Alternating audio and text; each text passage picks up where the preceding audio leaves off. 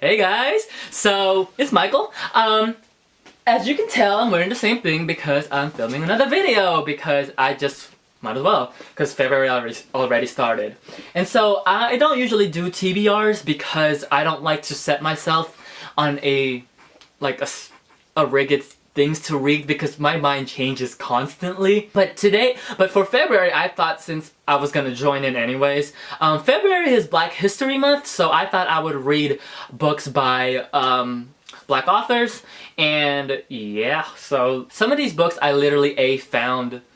I just picked them up from my bookshelf and I had been in my TBR for a really long time, or I just recently found them at Goodwill. Here are the books that I plan to read in February. Now there is one book that I know I will finish and I want to finish so badly and I need to finish it, and that is Roots by Alex Haley. I'm already on page like 100 something, as you can tell. Yes, this book is huge. It's over 800 pages. Oh my god, it's 899. God dang. Yeah, so it's 900 pages. This book is it's a non-fiction. It's weird because it's non-fiction because he did his research and whatnot, but it reads like a fiction book. So I guess it's like an borderline. Anyways, I don't know. This book is about Alex Haley's roots. I first was exposed to Roots by, like, ever since I was young, people talk about it, but I never understood the full grasp of it until, so in my undergrad, I took a class, African American Cultures. Let me tell you, I loved that class so much. It was amazing. I learned so much in that class. Things about, like, Kwanzaa, like, just basically a lot more than what they don't teach you in elementary school, middle school, and high school. I watched maybe like up to the third part, four part of this miniseries, because this actually got turned into a miniseries. And let me tell you, first off, it's really long. I want to watch the whole thing. Like, I think it's 1 through 7, but there's no promises because if you've ever watched Roots, the TV show, it is really long. It's like 14 hours long. It's really long. But I wanted to read the book, that's for sure. The font is incredibly big for this much, and it reads really fast. I'm already on page 100, and I felt like I just started like a few days ago, which for me is really good. This book is really easy to follow along. This book is about Alex Haley's ancestry and how his I don't know how many great-grandfather, Kunta Kinte, it starts off as him and how he goes into slavery and then so on. So you see it starts off before he becomes enslaved. It starts off in Africa, and then when he gets shipped to America, and then forward on as he tries to get free. After that, there's a point where, like, part 4, all I remember is him trying to escape, and that's it. So part of this book, I won't know what's gonna happen, and I'm really excited to read it. All these other books are going to be not guaranteed because this book is really long. So yeah, one of the first books that I want to read is a YA book because I thought I would, you know, change it up every once in a while, and that's Darkness Before Dawn. I started this last year. I never finished it. This is actually one of my favorite YA. Well, it wasn't called YA, but growing up, I read the first book and second book. Middle school, I think. Middle school or high school, it was one of them. It starts off, I don't want to get the books, but it starts off with Eyes of the Tiger and Forged by Fire. It's basically about a group of students in this high school and what happens to them. Each one of them covers different topics. The first one I think is the best. It's really great. It just seems outdated because they write in, like, letters. Kids nowadays don't even pass letters. I mean, that's so old, they text nowadays. But yeah, it's really great because it covers about, like, suicide and death, like death with being young. I loved it when I read it for the first time. It's a really great novel. And then the second one deals about abuse, which is really good. This one deals, I believe it deals about rape. So yeah, heavy topic books set in YA.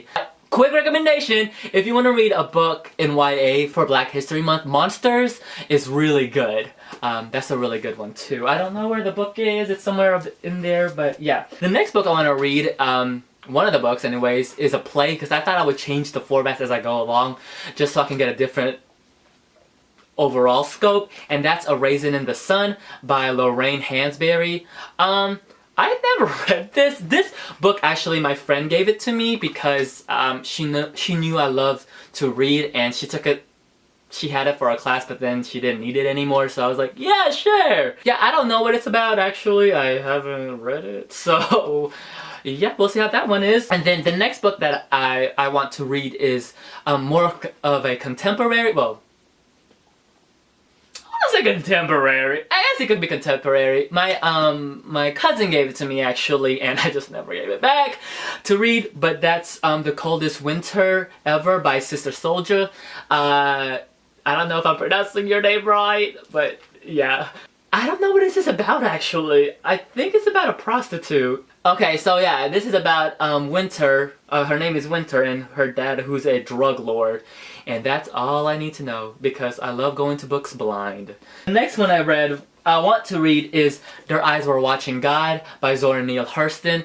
This is actually one of the books, one class in high school tried to read it, but I don't think I was part of that class, and I knew some of my classmates were talking about it. I've never read this book, and I have no idea what it's about. Like, I have no idea. So I'm excited to read it, and the cover is pretty. It has these like speckles of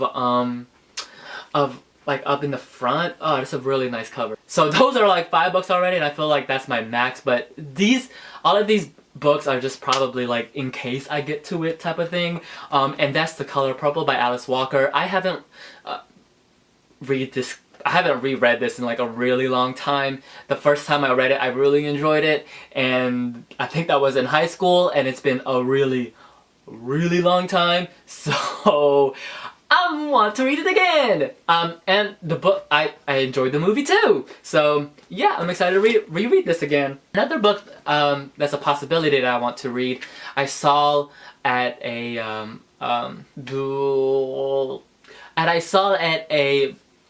book sale thingy, and that is Cry the Beloved Country by Alan Payton. I don't know what this book is about at all. All I know is that, yeah, I don't know what this is. Oh, it's about South Africa, so it takes place in South Africa. I hope I like it, but yes. Oh, ooh, it has no quotations in here, but yeah. So yeah, those are the books that I want to read. Another book that's another option that I picked from my TBR in this book mess is Uncle Tom's Cabin by Harriet Beecher Stowe. I don't know if I'll get to this because all those other books are really long, and this book is super long. It is like nearly 500 pages, so we'll see. And again, I have no idea what this book is about. You can see the theme running through. I know one book I do want to read, and I might have to go to the library to get it. Quick fact, fun fact, I do not own a library card. I know, will pray for me. So I might have to go get one this month. The book that I want to get from the library, because it's a children's book, and sometimes, well, first off, I couldn't find it at Barnes & Noble, so what? Is Roll of Thunder, Hear My Cry by Mildred Taylor. It's an old book. I first read it when elementary school? Yes, it was in elementary school. I remember just picking it up because either my librarian or my teacher recommended it to me, and all I remember from it is that I enjoyed it, of course, but I also just remember them running and just the fire. That's all I remember from it. And so I want to read it again because I remember just really liking it when I was a kid, and so I want to visit that. And plus, it'll be a great way for me to break up some of these longer books, because that book is going to be really a quick read.